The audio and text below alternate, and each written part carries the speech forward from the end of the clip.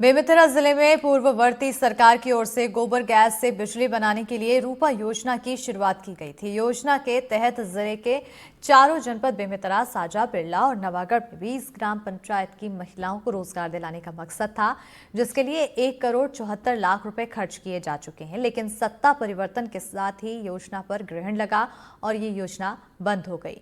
तो वहीं जो महिलाएं इस योजना से जुड़ी थी, वो सभी महिलाएं अब बेरोजगार हो चुकी हैं। हालात ये हैं कि कभी दूसरों को रोजगार देने वाली महिलाएं अब दूसरे के खेतों में अन्य जगह मजदूरी करने को मजबूर हैं।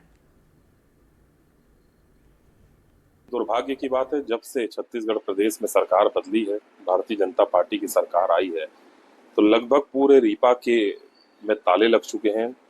लोगों को पेमेंट नहीं हो पा रहे हैं, गौठान बंद कर दिए हैं। आज आप देखेंगे जो हमारे मवेशी है फिर से रोड में आ चुके हैं। पहले गौठान के माध्यम से व्यवस्थाओं को सुधारने का प्रयास हम लोगों ने किया था। निश्चित रूप से अच्छी व्यवस्था भी कई जगह देखने को मिली थी, जहां जनप्रतिनिधि जागरूक थे, लोगों का सहयोग था, वहां अच्छी व्यवस्था मिली है। लेकिन दुर्भाग्य है, सरकार गौठान और रीपा को दोनों बंद कर दी है, जिसमें करोड़ों रुपए की सरकार की राशि लगी हुई है। आज गौठान की स्थिति बहुत बद से बदतर और संभवतः बंद हो चुकी है। इसका कारण यह है कि जो पूर्ववर्ती सरकार थी उसमें संचालन बहुत अच्छे से पैसा आ रहा था ग्राम पंचायतों में, गौठान समिति में। उसके जरिए इसके यहाँ जो मजदूर थे उनका पेमेंट होता था। परंतु जैसे ही नया सरकार आई भाजपा भारतीय जनता पार्टी की, उसके बाद से उसका पेमेंट रोक दिया गया। पेमेंट रुकने से मजदूर काम में आना बंद कर दिए। अब उनका पेमेंट हमको ग्राम पंचायत से करना पड़ा।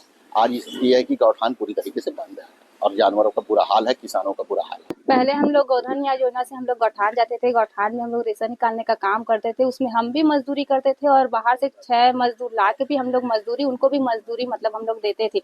अभी ऐसा हो गया है कि ना हम मतलब गौठान जा पा रहे हैं, ना हम दूसरे को गौठान में ला के मजदूरी दे पा रहे हैं। गौठान के माध्यम से महिलाओं के द्वारा लोगों के घरों में उजाला भी किया जाता था, यानी इनके द्वारा गोबर से बिजली उत्पन्न किया जाता था और इस बिजली को आसपास के 5 घरों को बेचा भी जाता था। इसके अलावा गौठानों में भी बिजली की व्यवस्था की गई थी ताकि गौठान में उजाला रहे। इसके अलावा इनके द्वारा गोबर गैस से बनाए हुए गैस को भी स्कूल में मध्याह्न भोजन का खाना पकता था। लेकिन अब सारी व्यवस्था सत्ता परिवर्तन के साथ बंद हो गई है।